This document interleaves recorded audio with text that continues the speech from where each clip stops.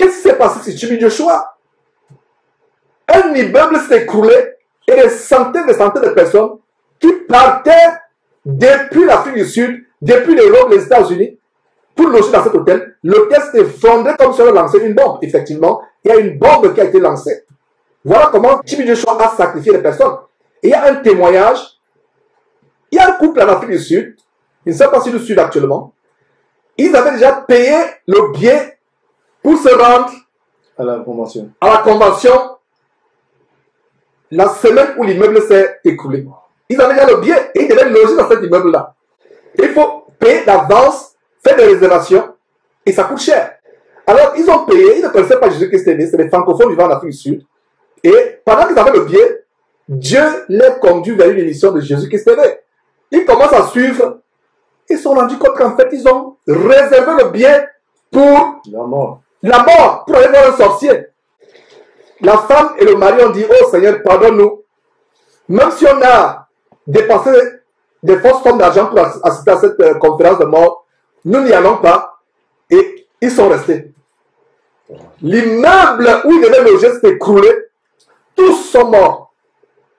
Tous sont morts. C'était comme si on avait lancé une bombe.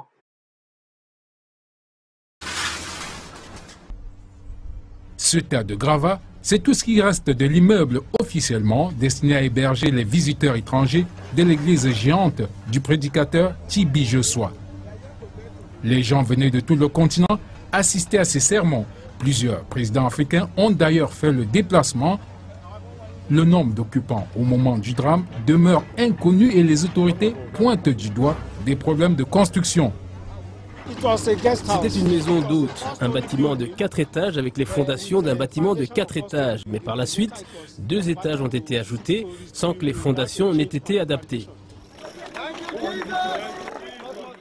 Les secours ont rapporté avoir d'abord été empêchés d'accéder au site par les autorités de l'église. Peu de personnes auraient pu être sauvées si cela n'avait été le cas, disent-ils.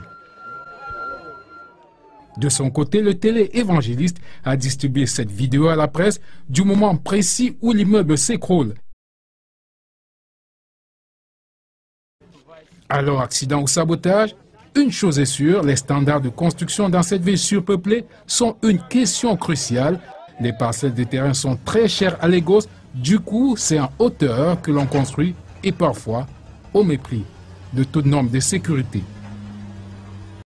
Voilà, voyez vous-même dans cet incident que nous sommes en train de montrer, cet accident où sacrifice humain d'ailleurs, vous avez entendu ce qui est surprenant selon ce que le journaliste,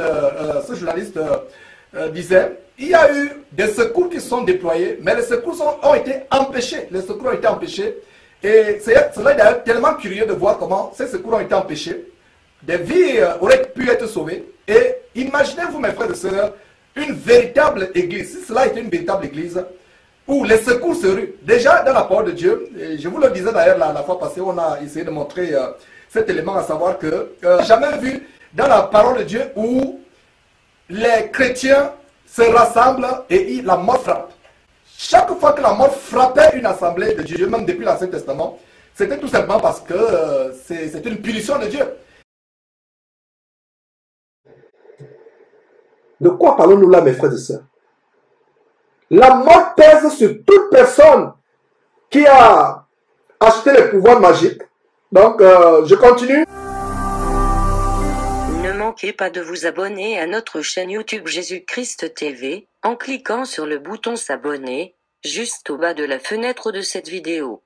Ainsi, vous recevrez automatiquement nos nouvelles vidéos, et vous ne raterez aucune. Vous connaîtrez la vérité et la vérité vous affranchira. Jean 8, 32.